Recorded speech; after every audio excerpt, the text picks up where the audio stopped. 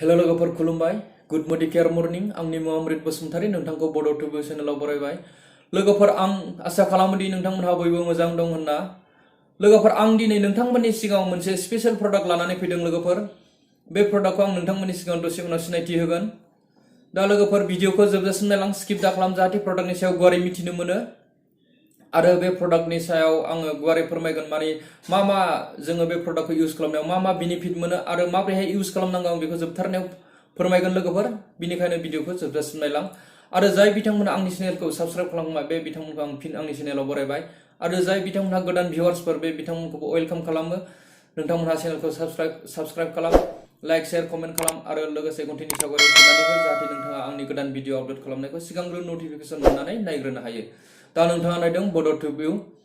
दे बिदिब्ला लोगोफोर भिडिअखौ जागायदिनि लोगोफोर आं जे प्रडाक्ट नोंथांमोननि सिगाङाव जे लानानै फैदों बियो मडिकेयारनि अइल रेन्जनि लोगोफोर बियो जाहैबाय लोगोफोर शिलाजित अजास गोल्ड लोगोफोर बे प्रडाक्टआ बेनो अइल रेन्जनि शिलाजित अजास गोल्ड लोगोफोर शिलाजित अजास गोल्ड दा बे प्रडाक्टनि सायाव आङो गुवारै फोरमायगोन माबोरैहाय इउज खालामनांगौ आरो मा बेनिफिट मोनो लोगोफोर बे प्रडाक्टखौ आङो सिगांग्रो इउज खालामखांनानै बिनि बेनिफिटखौ मोननायनि उनावसो आङो रिजाल्टखौ मोननायनि उनावसो नोंथांमोननि सिगाङाव आङो भिडिअ खालामदों लोगोफोर बियो आंनावहाय माने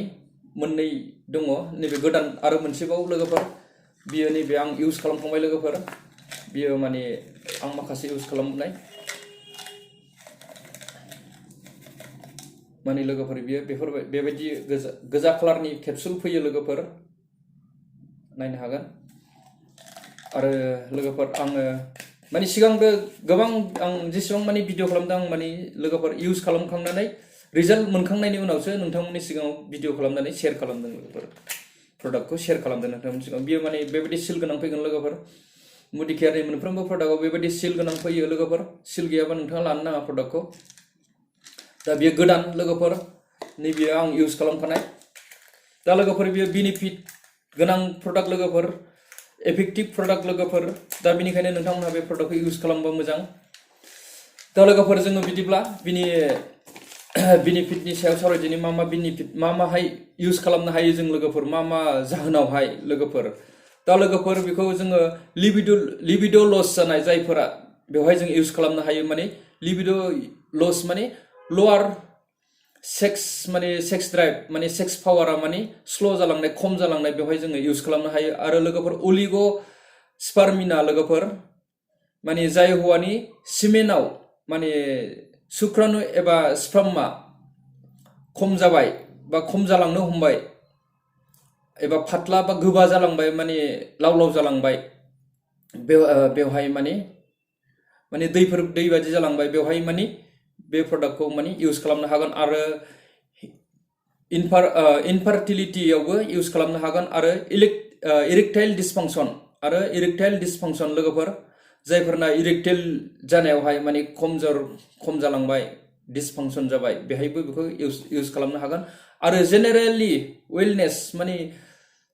गोबां माने नोंथांनि देहायाव दुरबल जाय मानसिया सुबुङा दुरबल जानाय माने बोलो मोननाय स्ट्रेंथ गैयै बेवहायबो नोंथाङा बेखौ इउज खालामनो हागोन जेनेरेल वेलनेसआव आरो लोगोसे बे प्रडाक्टखौ हौवा आरो हिन्जाव बयबो इउज खालामनो हायो लोगोफोर दा जोङो इनग्रेडियेन्टनि सायाव सावरायदिनि लोगोफोर बाहाय माने 14टा रोखोमनि इनग्रेडियेन्टसफोर मोनो आं दा बेवहाय माने गोनां इनग्रेडियेन्टसफोरनि सायाव फोरमायगोन लोगोफोर दा लोगोफोर जोङो सिगाङावनो मोनो जोङो अश्वगन्धा लोगोफोर अश्वगन्धाखौ नोंथांमोनहा खोनाखाबाय जानांगौ माने अश्वगन्धाया मा खामानि होयो माने अश्वगन्धाया लोगोफोर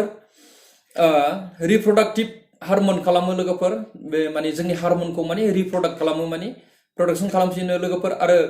गोबां माने एक्टिभ खालामना लाखियो माने हार्मनखौ लोगोफोर बुस्ट खालामो लोगोफोर बियो आरो बेवहाय दङ लोगोफोर गख्रुआबो माने लोगोफोर मेल हार्मनखौ माने रिप्रडाक्टिभ खालामो लोगोफोर गख्रुआ आरो हार्मन्सखौ माने फिन एक्टिभ लाखिबाय थायो लोगोफोर गख्रुआबो आरो लोगोसे सेक्स अर्गेनखौ माने सेन्सेसनेल एक्टिभ खालामो आरो सेक्स सेन्सेसनेलखौ माने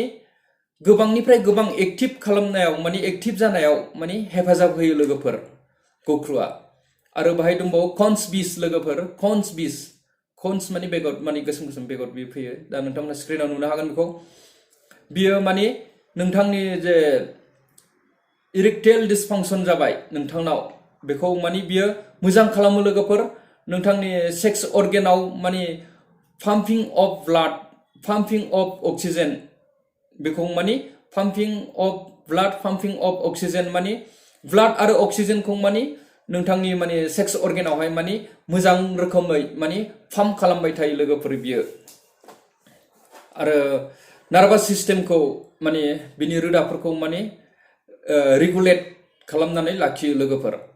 आरो केसर दं लोगोफोर केसरा माने नोंथांनि गोसोखौ माने अरायबो गोसो जाहोबाय थानाय बेबायदि मुदाव बेबायदि रोखोमै लाखिबाय थायो लोगोफोर आरो सेक्स ड्राइभखौ माने बियो बुस्ट खालामो लोगोफोर केसराबो आरो दंबावो लोगोफोर साफेद मुस्लिखौबो नोंथाङा मिथिगौ जानांगौ बियो लोगोफोर सेक्स ड्राइभखौ माने साफेद मुस्लियाबो माने सेक्स ड्राइभखौ बुस्ट खालामो आरो नोंथांनि गासैबो सेक्स टिस्युस सेल्सफोरखौ माने बियो अरायबो माने यां माने सेंग्रा लाखिगोन लोगोफोर अरायबो माने यां लाखिबाय थागोन बियो माने ओल्ड माने बोराय माने दुरबल जानो होआ आरोखि लोगोफोर बियो नोंथांनि सेक्स ड्राइभखौ माने आरो गोबां समसिम नोंथांखौ माने सेंग्रा बा यां लाखिबाय थागोन लोगोफोर आरो बेवहाय दङ लोगोफोर जे जोंनि प्रडाक्टनि मुङानो शिलाजित ना आरो बेवहाय जोङो शिलाजित मोननाय जायो शिलाजितआ माने टप माने नाम्बार 1 शिलाजितआ माने बियो माने जोंनि सेक्सुअल प्रब्लेमाव माने नाम्बार 1 खामानि होयो लोगोफोर शिलाजितआ बियो माने जोंनि स्पार्मखौ माने बियो बांहोनायावहाय माने जोबोद गोख्रोङै माने थाबैहाय माने बियो हेफाजाब होयो लोगोफोर शिलाजितआ आरो लोगोफोर दंबावो सुरना बासम गल्ड मिक्स लोगोफोर माने सनाखौ सावनानै मोनसे बुस्थु ओंखारो लोगोफोर बेखौहाय माने सुरना बासम होननानै बुङो माने बेखौबो मिक्स खालामनाय जादों लोगोफोर सनाखौबो दा बेयो माने मा खामानि होयो होननानै बुंब्ला लोगोफोर बियो माने नोंथांनि वेलनेस माने नोंथांनि देहाया माने बोलो गैयै स्ट्रेंथ गैयै माने नोंथांनि दुरबल बेखौ माने बियो रैखा खालामो प्रटेक्ट खालामो आरो सेक्स वेलनेस बेखौबो माने बियो मोजां खालामो लोगोसे मास्कुलार उइकनेस बेखौबो माने बियो मोजां खालामो लोगोफोर माने सुरनाबासम गल्ड मिक्सआ लोगोफोर सनाया आरो बाहाय दंबावो लोगोफोर कमलगथा माने पद्म बिबार लटास लोगोफोर बेखौबो बेवहाय मिक्स खालामनाय जादों आरो साथाबुरि दंबावो लोगोफोर साथाबुरियाबो माने नोंथांनि सेक्स अर्गेननि माने रोदानि टेम्पारेचारखौ माने अरायबो माने थि लाखियो लोगोफोर दा लोगोफोर बेवहाय आमलागन दंबावो बेवहाय लोगोसे गासै जोङो 14टा रोखोमनि इनग्रेडियेन्ट्सफोर मोननाय जायो लोगोफोर बे 14टा इनग्रेडियेन्ट्सखौ आं नोंथांमोननि सिगाङाव मोनसे फोरमायजोबनांगौबा माने भिडिअआ गोलावद्राय जागोन आं बिनिखायनो दा गोनां इनग्रेडियेन्ट्सफोरनि सायावहाय आं नोंथांमोननि सिगाङावहाय फोरमायबाय दा लोगोफोर बे प्रडाक्टखौ नोंथांमोनहा इउज खालामनाया मोजां माने बेखौ हौवाबो हिनजावबो इउज खालामनो हायो आरो बेखौ माने अनलि सेक्स प्रब्लेमाव बा सेक्सुअल प्रब्लेमावल' इउज खालामा लोगोफोर बेखौ माने गोबां रोखोमनि माने नोंथांनि देहायाव वेलनेस जानाय माने नोंथाङा दुरबल जानाय बोलो मोनै बा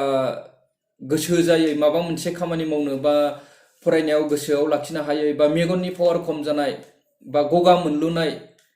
बेवहायबो नोंथाङा बेखौ इउज खालामनो हागोन लोगोफोर बे प्रडाक्टखौ माने बे प्रडाक्टखौ इउज खालामबा नोंथाङा माने अरायबो माने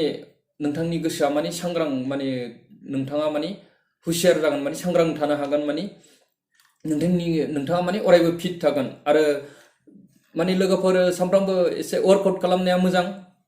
बे प्रडाक्टखौ इउज खालामनायजों लोगोसे माने वर्कआउट खालामोबा माने जोंनि देहाया माने अरायबो माने बोलो मोनो आरो बेखौ कनजुम खालामनायजों लोगोसे आरो जोंनि बोलोआ गोबांसिन जानो हमो लोगोफोर नोंथाङा बेखौ सानब्रै सानबा बा सप्ता खनसे इउज खालामबानो नोंथाङा माने बेनि रिजाल्टखौ मोननायनि सुरु जागोन आरो लोगोफोर मोनजेनगोन दा लोगोफोर नोंथाङा जुदि बे प्रडाक्टखौ इउज खालामनो गोसो दंबा मडिकेयारावहाय माने प्रि रेजिस्ट्रेसन खालामनानै जुदि बे प्रडाक्टखौ पारचेस खालामोबा नोंथाङा डिपि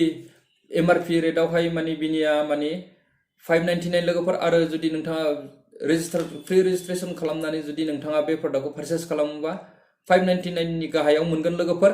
आरो जों बेखौ 30 केपसुल मोननाय जायो लोगोफोर 30 खेबसुल लोगोफोर आरो बेवहाय नोंथाङा जुदि बे प्रडाक्टआ जुदि मोजां नङाब्ला नोंथाङा बेखौ रिटार्न खालामनानै माने रिफान्ड मोनबोफिनगोन लोगोफोर माने आं मोनफ्रोमबो भिडिअ फोरमायबोगासिनो दं प्रि रेजिस्ट्रेशन आरो गेरेन्टि गोनां होननानै दा मार्केटनि प्रडाक्टजों बे प्रडाक्टखौ रुजुनो हाया